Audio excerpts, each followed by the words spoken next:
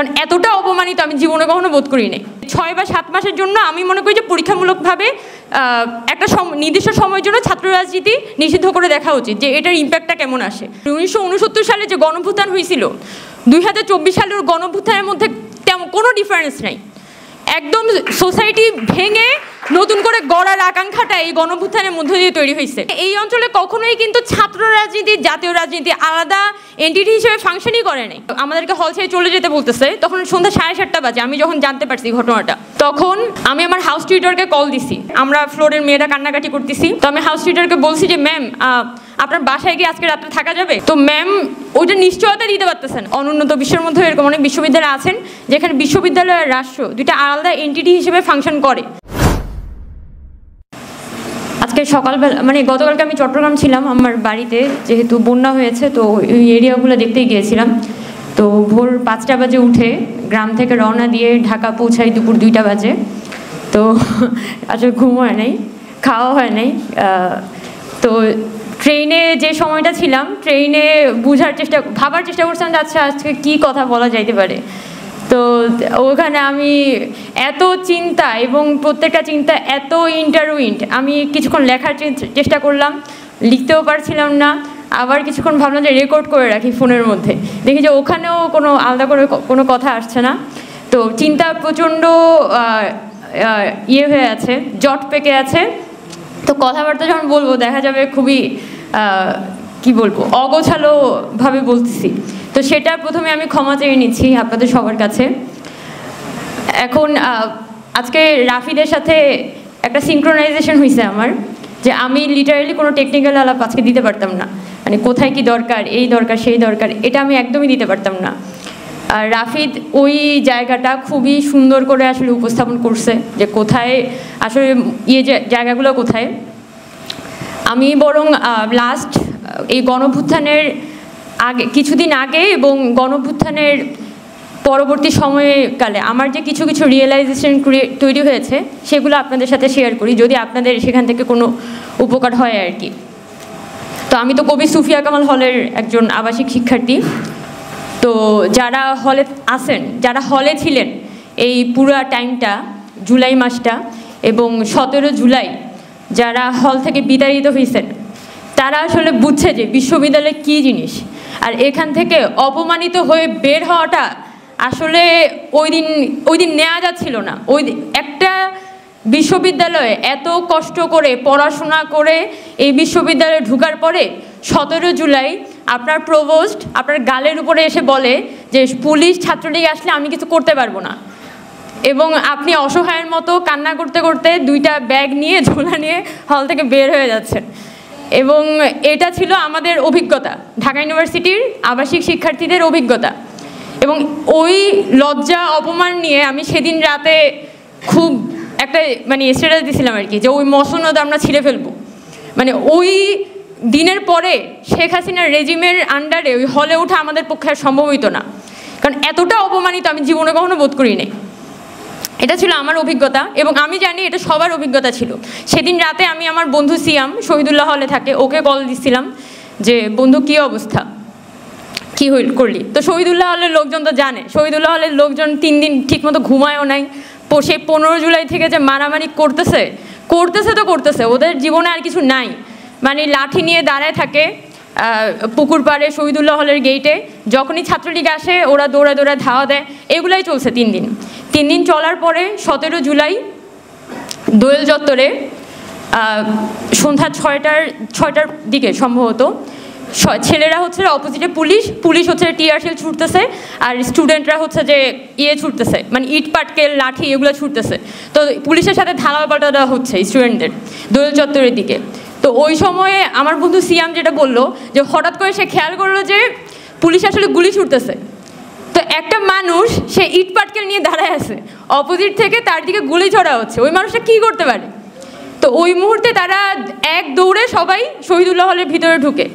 তখনও সন্ধ্যা নামবে, একটু পরে সন্ধ্যা নামবে।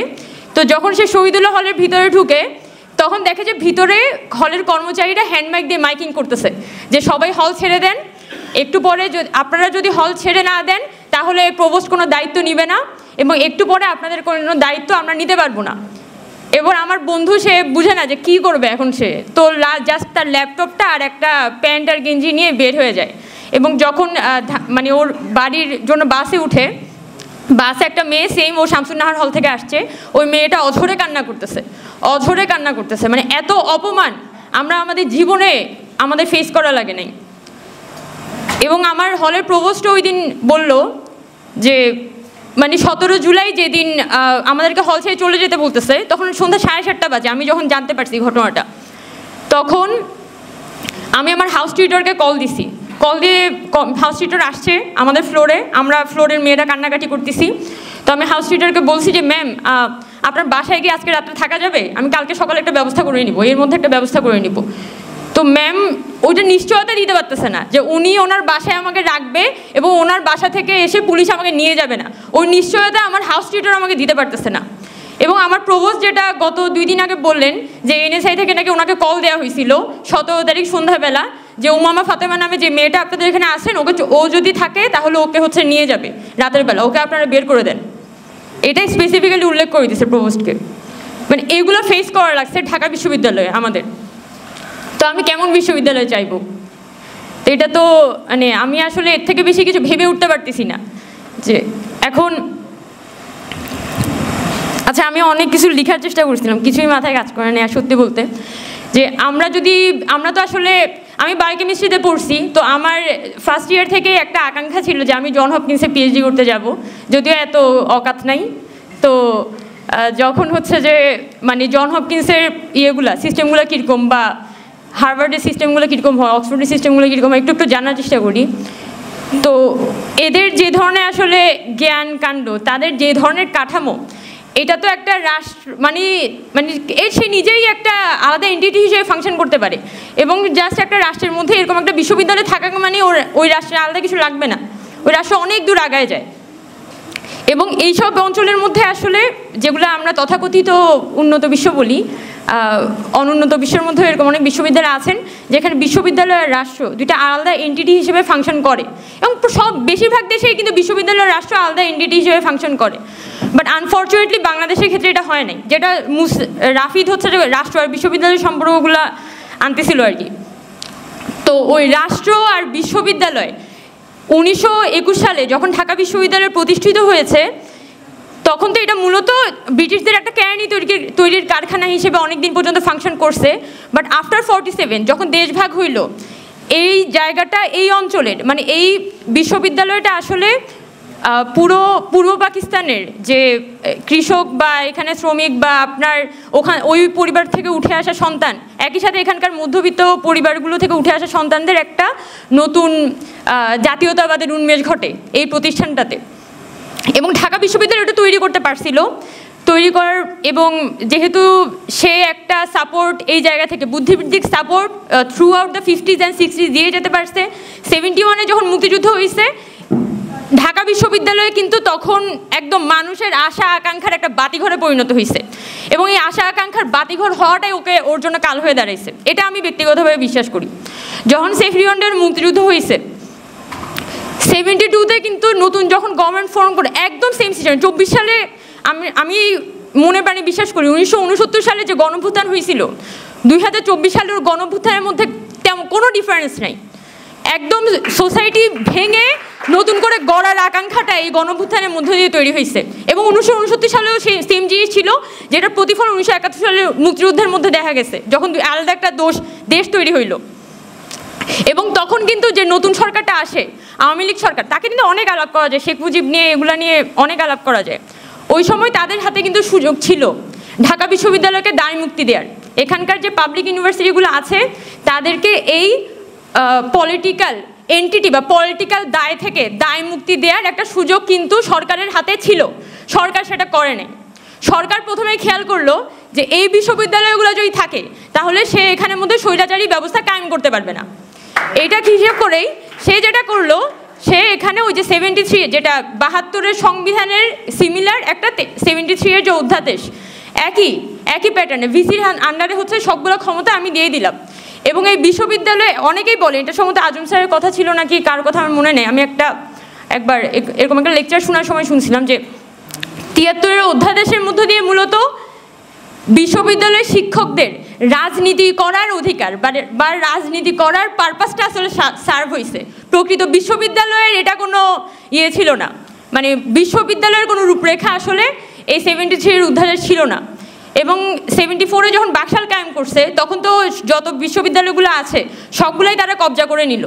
এবং যে সুযোগটা 71-এর পরে, মানে 71-এর মুক্তিযুদ্ধের পরে বাংলাদেশের জনগণের সামনে তৈরি হয়েছিল একটা নতুন রাজনৈতিক বন্দোবস্ত তৈরি হওয়ার একটা সুযোগ, সেই জায়গাটা আওয়ামী লীগ পুরোটা নষ্ট করে দেয়। নষ্ট করে দিয়ে একটা স্বৈরাচারী ব্যবস্থা 53 বছর ধরে তারা কায়েম রাখে। এবং এই স্বৈরাচারী ব্যবস্থার একটা ব্রেইন চাইল্ড, বা এটা কি বলা যায়, মানে দেখা যায় যে তার কি বলবো, একটা মানে একটা সার্ভিস দিয়ে যায় এখানকার বাঙালি জাতীয়তাবাদের হেজিমনি বলি, মুক্তিযুদ্ধের আওয়ামীকরণ বলি, বা উন্নয়ন দর্শন বলি, সবগুলারই হচ্ছে যে আওয়ামী লীগের যত চিন্তাভাবনা ছিল সবগুলোকে ন্যায্যতা প্রদান করছে কিন্তু এখানে ঢাকা বিশ্ববিদ্যালয় গত 53 বছর ধরে। কারণ সে যে চিন্তা কাঠামোর মধ্যে 71-এর পরে বিকশিত হয়েছে, সে চিন্তা কাঠামো কখনো আওয়ামী লীগকে ভেঙে বেশি দূর যাওয়া তার পক্ষে সম্ভব ছিল না। এটাই ঢাকা বিশ্ববিদ্যালয়ের সবথেকে বড় সমস্যা ছিল। এবং 2024 সালে যে যখন গণঅভ্যুত্থানটা হলো, এখন তো আমরা বলছি যে একটা নতুন রাজনৈতিক বন্দোবস্তের প্রশ্ন এখানে আসছে, নতুন রাজনৈতিক আকাঙ্ক্ষা তৈরি হয়েছে। এবং আমাদের এখন কি দরকার? রাষ্ট্র সংস্কার দরকার, নতুন রাজনৈতিক বন্দোবস্ত দরকার।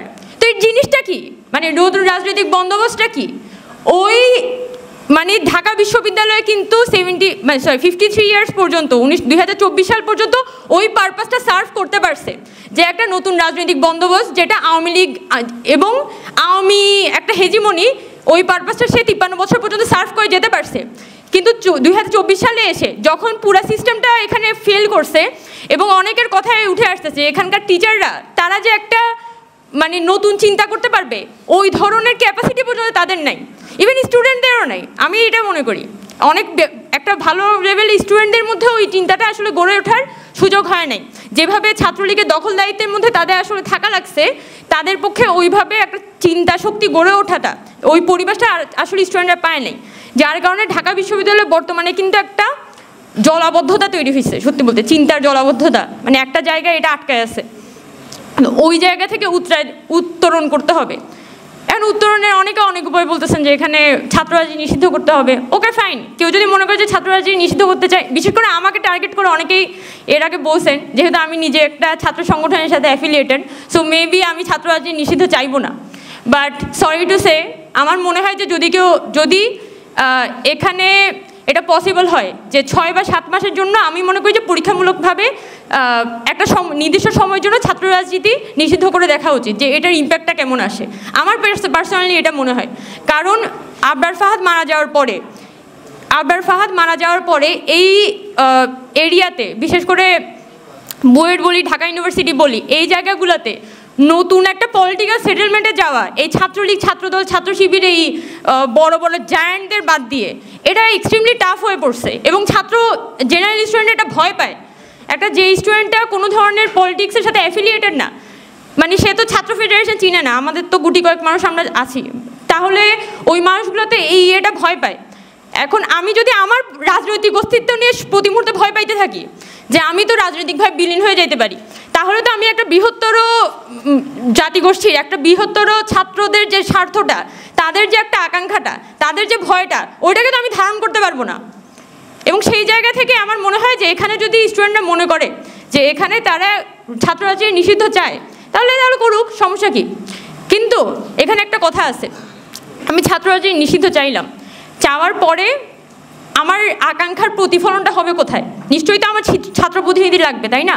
এবং সেই জন্যই তো ডাকসু বলি যত ধরনের ইউনিভার্সিটির ছাত্র সংসদ নির্বাচনগুলো এখানে চালু হইতে হবে, এটাই তো মূল কথা। এখন ছাত্র রাজনীতির যে এটা কি বলবো, ছাত্র সংসদ নির্বাচন আমাদের গত 1991 সালের পরে শেষ আর ডাকসু নির্বাচন হয়েছে 2019 সালে, এবং প্রত্যেকবারই কিন্তু কোনো না কোনো আন্দোলনের ভিত্তিতে এই ডাকসু নির্বাচন হয়েছে। এখন আমরা যদি এটা ডিসাইড করতে পারি যে আচ্ছা ঠিক আছে, প্রতি বছর অমুক একটা ডেটে, সে 31শে ডিসেম্বর অথবা যেমন 2019 সালে 11ই মার্চ হয়েছিল, তাহলে প্রতি বছর 11ই মার্চ আমার ডাকসু নির্বাচন হবে। যদি এই সিস্টেমে হচ্ছে যে প্রতি বছর এই ডাকসুটা আমরা ফাংশন করাইতে পারি, তাহলে এখানে ছাত্ররা, আমার ভাই স্টুডেন্টদের উপর যথেষ্ট ভরসা আছে যে তারা ডিসাইড করে নিতে পারবে। এখানে অনেক পলিটিক্যাল গেম থাকে, কিন্তু তারা ডিসাইড করে নিতে পারবে যে এখানে তারা কি কোন গ্রুপকে ভোট দিবে, কোন গ্রুপ দাঁড়াবে। এটা আমার মনে হয় যে এখানে ডিসাইড করে নেওয়াটা সম্ভব, বরং এটা একটা নতুন জিনিস, হয়তো এটা এক্সপেরিমেন্ট করে দেখা যাইতে পারে। এবং মানুষের এখানে একটা কথা বলতে চাই, আচ্ছা এটা আমি আসলে স্যাররা মনে হয় ভালো বলতে পারবেন এটা সত্যতা অসত্যতা সম্পর্কে। তবে আমি যখন বাংলাদেশের ছাত্র আন্দোলনের ইতিহাস যে বইটা, ওইটা আমি যখন পড়তে যাই, তখন দেখি যে এই উপমহাদেশের প্রথম ছাত্র আন্দোলন ছিল কিন্তু একটা ব্রিটিশ ল নিয়ে, যে শুধুমাত্র যারা যদি কোনো ব্রিটিশ নাগরিক উনি যদি কোনো অপরাধ করে থাকেন এই ভারতীয় উপমহাদেশে, তাহলে তার বিচার শুধুমাত্র একজন ব্রিটিশ বিচারকই করতে পারবেন, কোনো ভারতীয় বিচারক সেটা বিচার করতে পারবেন না। এবং সেটার প্রতিবাদে একটা বড় গণ আন্দোলন তৈরি হয় এই উপমহাদেশে, এবং এই গণ আন্দোলন এবং সেটা হচ্ছে ছাত্র আন্দোলন, মূলত এটা ছাত্রদের হাত ধরে তৈরি হয়। এবং ইস্যুটা কিন্তু ছাত্র সংক্রান্ত ছিল না, বিষয়টা ছিল কিন্তু একটা জাতীয় ইস্যু। তার মানে এই অঞ্চলে কখনোই কিন্তু ছাত্র রাজনীতি জাতীয় রাজনীতি আলাদা এন্টিটি হিসেবে ফাংশনই করে নাই, বরং এটা এই ইদানিং সময়ে এই কোশ্চেনগুলো অনেক বেশি রাইজ করতেছে, ছাত্র রাজনীতি বলতে আসলে কী বোঝায় বা জাতীয় রাজনীতি বলতে আসলে কী বোঝায়। এটা এত বেশি ইন্টারটুইঙ্গেলড একটা সিচুয়েশনের মধ্যে আসলে গত ৭১ পরবর্তী সময়ে আমরা ফাংশন করছি, যে এখানে ছাত্র রাজনীতিকে আপনি আলাদা করে রাষ্ট্রের স্বার্থ থেকে আলাদা করে আসলে ইয়ে করতে পারবেন না, কি বলা যায়, আলাদা করে আসলে চিহ্নিত করাটা খুব টাফ আর কি। তো ওইগুলা এই প্যাচগোছগুলো আছে, এটা আমি আমার জায়গা থেকে বলে রাখতে চাই।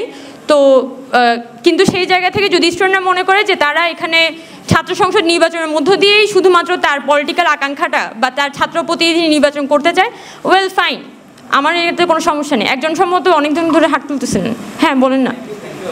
তো আপনি অনেক কথাই বললেন যে আমরা কিভাবে নির্যাতিত হয়েছি, অপমানিত হয়েছি, ঢাকা বিশ্ববিদ্যালয় থেকে বেরিয়ে যেতে পেরেছি। আচ্ছা, এখন তারপরে বললেন যে আপনি ছাত্র রাজনীতি নিষিদ্ধ চান না। এখানে আমরা কেউই ছাত্র রাজনীতি নিষিদ্ধ চাই না। আমরা যেটা বারবার বলার চেষ্টা করছি, দলীয়, আমি এই কথাটা বারবার বলার চেষ্টা করছি, দলীয় ছাত্র রাজনীতি অবশ্যই করতে হবে, এটা পলিটিক্যাল রাইটস প্রত্যেকে। আমরা কখনোই বলতেছি না যে আপনি কাউকে ছাত্র রাজনীতি করতে দেবো না, ছাত্র রাজনীতি নিষিদ্ধ করতে। এই যে বারবার এই বয়ানটা প্রচার করা হচ্ছে ছাত্র রাজনীতি নিষিদ্ধ করে দিতে যাচ্ছি আমরা, বিষয়টা এরকম না। বিষয়টা হচ্ছে আওয়ামী লীগ, বিএনপি, জামাত বা অন্যান্য যে রাজনৈতিক সংগঠনগুলো রয়েছে যারা রাষ্ট্র ক্ষমতায় যেতে চায়, সেই সংগঠনগুলো যাতে ঢাকা বিশ্ববিদ্যালয় ছাত্র এবং শিক্ষককে যাতে তাদের রাজনৈতিক অস্ত্র হিসেবে ব্যবহার না করতে হয় সেটা নিষিদ্ধ করতে যাচ্ছে। আচ্ছা বলেন। এটা আমাদেরকে স্পষ্ট হতে হবে যে এই বিপ্লবোত্তর সময়ে আমরা এই ডিসিশনটা নিতে চাচ্ছি কিনা, আমরা এই ডিসিশনটা নেওয়ার মতো সদিচ্ছা আমাদের আছে কিনা, যে আমরা এই ঢাকা বিশ্ববিদ্যালয়ের ভূমিকে কোনো বিএনপি, আওয়ামী লীগ, জামাত, অন্যান্য রাজনৈতিক দলগুলোকে ব্যবহার করতে দিব কিনা, এই প্রশ্নের উত্তর নাম্বার 1, এই প্রশ্ন আপনার কাছে থাকবে। নাম্বার 2, আমি যেটা আপনাকে জিজ্ঞাসা করতে যাচ্ছি সেটা হচ্ছে আমরা ডাকসু চাচ্ছি মানেই হচ্ছে আমরা ছাত্র রাজনীতি চাচ্ছি। এই ডাকসু যখন চলবে সেখানে শুধুমাত্র বাংলাদেশপন্থী রাজনীতি চলবে, বিএনপি পন্থী রাজনীতি চলবে না, সেখানে আপনার জামাতপন্থী রাজনীতি চলবে না বা অন্যান্য কোনো দলের রাজনীতি চলবে না। এই যে কথাগুলো আমরা বারবার বলার চেষ্টা করছি, আপনারা কেন এগুলোকে অ্যাভয়েড করার চেষ্টা করছেন? আপনারা সেম স্টাইলে সেম ভাবে আপনারা আবার সেই একই কথা ঘুরে ফিরিয়ে আসতে যাচ্ছেন এবং আপনারা সেই প্লটটা তৈরি করে দিচ্ছেন। আপনাদেরকে নেতৃত্বে পৌঁছিয়ে দেওয়া হয়েছিল এবং আপনারা দফা দিয়েছিলেন, আপনাদের 9 দফার অন্যতম দফা ছিল যে আপনারা ক্যাম্পাসে আপনারা দলীয় রাজনীতি বন্ধ করবেন। অত্যন্ত দুঃখজনক এবং আমরা হতাশ হয়ে যাচ্ছি সাধারণ শিক্ষার্থীরা। আপনাদেরকে নেতৃত্বে বাঁধালাম, আপনাদেরকে ক্ষমতা দিলাম, কিন্তু ঘুরিয়ে ফিরিয়ে এখন আপনারা বলতেছেন যে আমরা রিসার্চ করবো, এই করবো, সেই করবো, এবং দিন শেষে ছাত্র রাজনীতি দেখো। আমরা বলতেছি না ছাত্র রাজনীতি নিষিদ্ধ করতে, আমরা বলছি দলীয় রাজনীতি বন্ধ করি, এটা করবেন কিনা। আচ্ছা এখানে আবার আরেকটা বিষয় একটু বলি, আচ্ছা যখন দেশের স্বার্থে জাতির স্বার্থে আসে বা বৈষম্যের স্বার্থে তখন রাজনীতি লাগে না, শিক্ষার্থীরা এই সামনে আসে। ছাত্র দল এরা কি করলো এগুলো এদের তো দায়িত্ব ছিল যে আমাদের দেশ থেকে এভাবে করা, কোনো বৈষম্যের বিরুদ্ধে কথা বলা, অথচ আমরা বৈষম্যের বিরুদ্ধে কথা বলতে আসলে লাঠি নিয়ে বের হয়। এটা কি বলে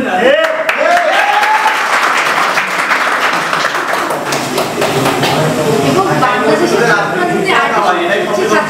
আচ্ছা হ্যাঁ হ্যাঁ, আর আপনি কথা বুঝে নেননি। কিন্তু আমরা চাইলে তারা যদি চায় একটা পলিটিক্যাল সচেতনতা থাকুক, আচ্ছা ঠিক আছে, তাহলে এরকম হতে পারে মানে 3 মাস পর পর রাজনৈতিক দলগুলোর বিতর্ক প্রতিযোগিতা হবে, তারা বিতর্ক করবে, আমরা শুনবো, সেটা হয়তো কোনো একটা সভা সেমিনারে হইতে পারে, তখন তারা তো জ্ঞানভিত্তিক রাজনীতি হলো।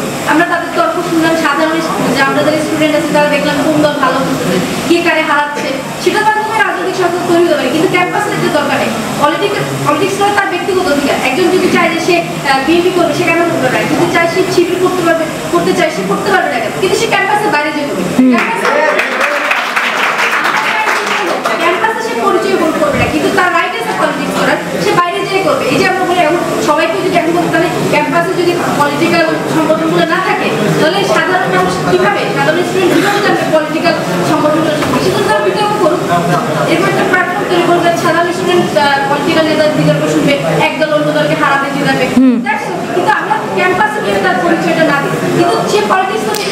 আচ্ছা, আমার কথার হইতে পারে যে আমার একটা জিনিস বোঝানোর ভুল, মানে জিনিসটা শুনে মনে হচ্ছে যে আমি কোনোভাবেই বিষয়গুলোকে সাপোর্ট করতেছি বা এরকম কিছু,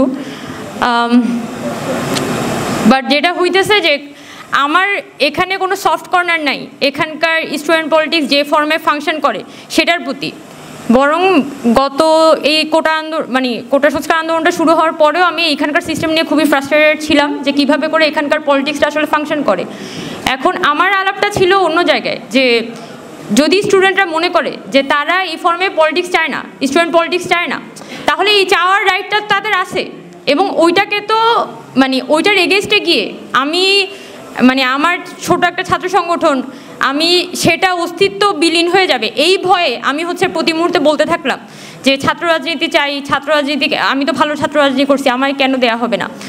এই ডিবেটটার মধ্যে যতই আমি যাইতে থাকবো তত বেশি কিন্তু স্টুডেন্টরা এখানে ডিপ্রাইভ ফিল করতে থাকবে, এবং ঘটনাটা এটাই হয়েছে। আমি কিন্তু আচ্ছা হয়তো আমি একটু ঘোলাটেভাবে বলছি, বাট আমি এই জিনিসটা এটাই বলতে যাচ্ছি। আপনি যে কথাটা বললেন, ওখানে ভাইয়াটা বলছে, আপু যে কথাটা বলছেন, আমি কিন্তু একই আলাপটাই করছি এখানে, যে এখানে যদি স্টুডেন্টরা মনে করে যে সে এই ফর্মে স্টুডেন্ট পলিটিক্স চায় না, তাহলে স্টুডেন্ট পলিটিক্স না থাকুক। এখানে একটা ইয়ের মধ্যে আমি কথাটা বলছি, আচ্ছা ঠিক আছে, একটা টাইম ফ্রেম বেঁধে দেওয়া হোক, যে একটা সময় পর পর এটা একটা অ্যাসেসমেন্টের মধ্যে যাবে, এবং ধরেন 6 মাসের জন্য আমি পুরো ক্যাম্পাসের মধ্যে যত ধরনের দলীয় ছাত্র রাজনীতি আছে এটা 6 মাসের জন্য আমি নিষিদ্ধ করে দিলাম, এবং 6 মাস পরে এটা আমি একটা রিঅ্যাসেসমেন্টের মধ্যে দিয়ে গেলাম। এটা হয়তো আপনি যেটা বললেন যে ডিবেটের মাধ্যমে হইতে পারে, যে কোনো মাধ্যমে হইতে পারে, যে কোনো মাধ্যমে হইতে পারে।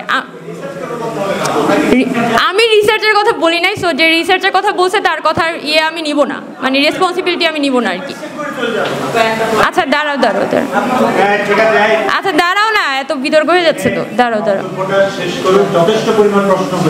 হ্যাঁ হ্যাঁ, বিষয়টা হয়ে গেছে, জিনিসটা একটা ডেমোক্রেটিক প্র্যাকটিস হচ্ছে। এই পর্বে আর নয়, এরপরে আমরা যখন আবার কথা বলতে দেবো, যারা অডিয়েন্স আছেন তারা যখন আবার কথা বলবেন তখন আপনারা বাকিরা দেবেন। অলরেডি 3-4 জন বলেছেন, ঠিক আছে শেষ করেন। আচ্ছা আমি জিনিসপত্র সম্ভবত আমার কথাটা এখন বোঝা গেছে, এখন কি জিনিসটা আলাপটা ক্লিয়ার হয়েছে, যে আমার পুরো স্ট্যান্ডটাই হচ্ছে যদি স্টুডেন্টরা মনে করে যে আমি এটা চাই না, আমি ওই না চাওয়াটার পক্ষে, কারণ একটা গ্রেটার উইলের এগেনস্টে দাঁড়ায় 5 জন মানুষ দাঁড়ায় থেকে জাস্ট বিকজ আমার অস্তিত্ব বিলোপ হয়ে যাবে এই ভয়টার মধ্যে থেকে আমি একটা গ্রেটার উইলের এগেনস্টে দাঁড়ালাম, এটা আসলে ঐতিহাসিকভাবে কোনো বেটার ইফেক্ট আনে না।